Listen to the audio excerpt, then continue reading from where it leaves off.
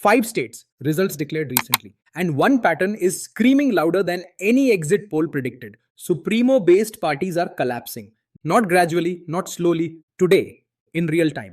Mayawati's BSP, which once swept Uttar Pradesh with an absolute majority, reduced to single digits again. The Shiv Sena that Bal Thackeray built into a Maharashtra powerhouse split, weakened, and fighting for its own identity. Sharad Pawar's NCP, a party that survived every political storm for 25 years, fractured from within. Mulayam Singh Yadav built the Samajwadi Party into a North Indian force. Today, that party's survival depends entirely on one surname, Farooq Abdullah's National Conference. Chandrababu Naidu's TDP going through existential crises, though he is in power in Andhra Pradesh. Naveen Patnaik's BJD, which ruled Odisha for 24 consecutive years, swept away in a single election. One leader, one party, one fatal dependency. When the Supremo weakens, the party collapses with them. And today's results have made one thing unmistakably clear. India's political landscape is shifting fundamentally. In this video, you will understand exactly what recent results mean politically and analytically. You will understand why Supremo-based parties rise and why they inevitably fall. You will understand whether India is genuinely moving towards a two-party system. And most importantly, you will understand how to answer this topic in UPSC GS Paper 2 with the analytical depth that fetches top marks. This is not political gossip. This is live current affairs meeting, GS Paper 2 syllabus. Federalism, party systems and representation in real time. Hi, I am Rahul Tajnekar, your UPSC mentor and coach, director of Rahul Sir's IAS Academy Nagpur and author of the book Ethics, Integrity and Aptitude, an ultimate guide to score 160 plus marks in GS Paper 4. I have appeared for the UPSC interview 3 times and over 14 years I have guided hundreds of aspirants through this journey. What happened recently is not just breaking news, it is a UPSC question in the making. Let me break it down completely. First, what exactly is a Supremo-based party? A Supremo-based party is a political organization where institutional identity, electoral appeal, decision-making authority, and voter loyalty are all concentrated in a single individual. The party does not exist independently of the leader. The leader is the party. Bal Thackeray did not lead Shiv Sena. Bal Thackeray was Shiv Sena. When he passed away, the party immediately began its identity crisis, culminating in the split that produced 2 factions, both claiming the original name and symbol. Mayawati did not lead BSP. Mayawati is BSP. The party's Dalit consolidation, its electoral strategy, its coalition arithmetic, all of it flows from one person. Without her active mobilization, the party struggles to win even its core constituencies.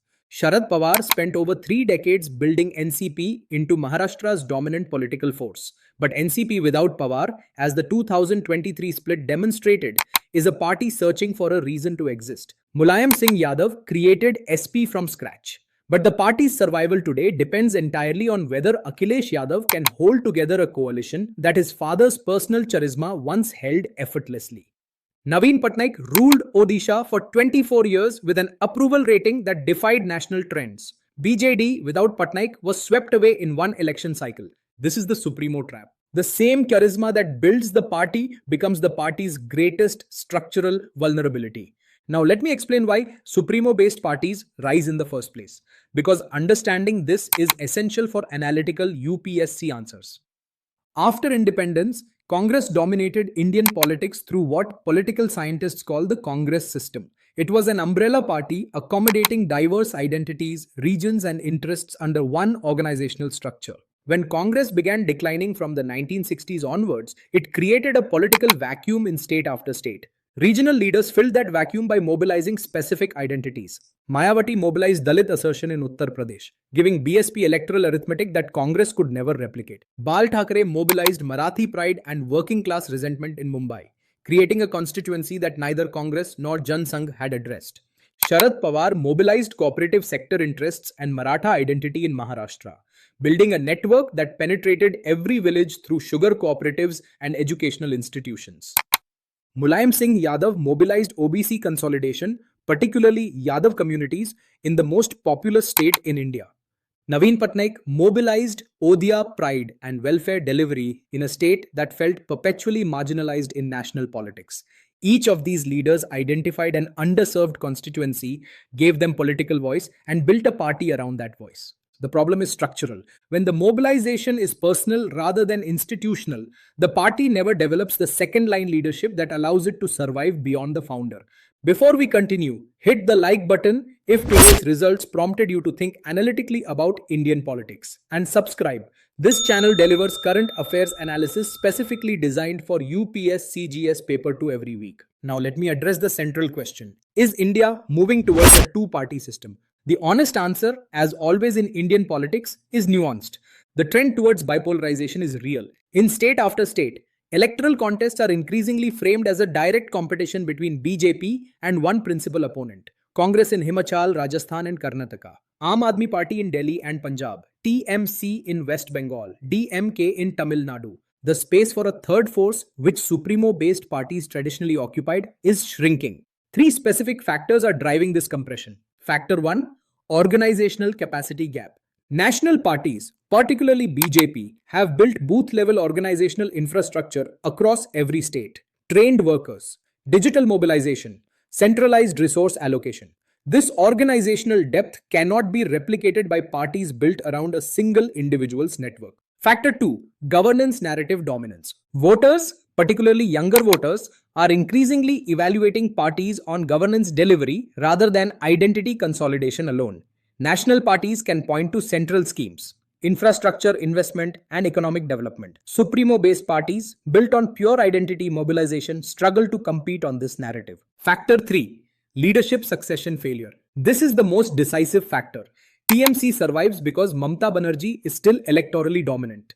DMK survives because the Stalin transition from M. Karunanidhi was managed carefully over years. But BSP has no succession plan. NCP fractured precisely because Pawar could not manage succession. Shiv Sena split because Bal Thackre's passing left a leadership vacuum that two claimants filled simultaneously. The parties that will survive are the ones that manage the personal to institutional transition. The ones that did not are collapsing in real time. However, and this is the critical analytical point for UPSC answers, India is not moving to a pure two-party system. India's constitutional structure, linguistic diversity, federal architecture and social heterogeneity make pure two-party dominance structurally impossible. TMC will continue to dominate West Bengal as long as Mamata Banerjee remains electorally viable, and possibly beyond if she manages succession better than her contemporaries. DMK under Stalin has demonstrated that a regional party can successfully institutionalize, moving from a Supremo model to a more organizational one. The left front in Kerala continues to demonstrate that ideology-based regional parties can survive beyond individual leaders. What India is moving towards is not a two-party system. It is competitive bipolar politics, where two major forces dominate at the national level, while institutionally strong regional parties continue to hold specific states. The parties that will disappear are not regional parties in general. They are specifically the Supremo-based parties that never built institutions beyond their founders' personal authority. Now let me give you the complete UPSC answer framework for this topic. When UPSC asks about India's party system, whether in the context of federalism, representation or electoral trends, your answer must do four things. First, contextualize historically. Show how the current trend emerged from the decline of the Congress system and the rise of regional identity politics. Second, analyze dimensionally. Political dimension, organizational dimension, sociological dimension, constitutional dimension. Do not describe. Analyze. Third, present balanced perspective. Positives of the emerging bipolar trend: political stability, clear mandates, accountability. Negatives: weakening of federalism, reduced regional representation, over-centralization of political power. Fourth, conclude analytically. India is not becoming a two-party system. It is experiencing a structural transition from charisma-based regional parties to institution-based competitive politics. The outcome of that transition will define Indian federalism for the next generation. That framework, historical context, dimensional analysis, balanced perspective, analytical conclusion is your GS paper to answer structure for any question on party systems, federalism or representation. Today's election results gave you the live content to fill that framework. That is how current affairs and static syllabus connect in UPSC mains. Not as separate subjects, as one integrated analytical exercise. And in my next video, I am going deep into the federalism dimension, specifically how UPSC has asked about center-state relations, the role of governors and cooperative federalism over the last 5 years. That analysis directly builds on what we discussed today. Subscribe so you do not miss it. And if you want me to personally look at your ethics preparation in particular and your UPSC preparation in general and tell you exactly what to fix based on where you are right now, I do one-on-one strategy calls. The link is in the description below. Book a slot. For daily current affairs, download the Rahul Sir's Next Gen Bureaucrats app. It is free, updated every single day. Link is in the description. No excuses. All the best. Understand India. Understand UPSC.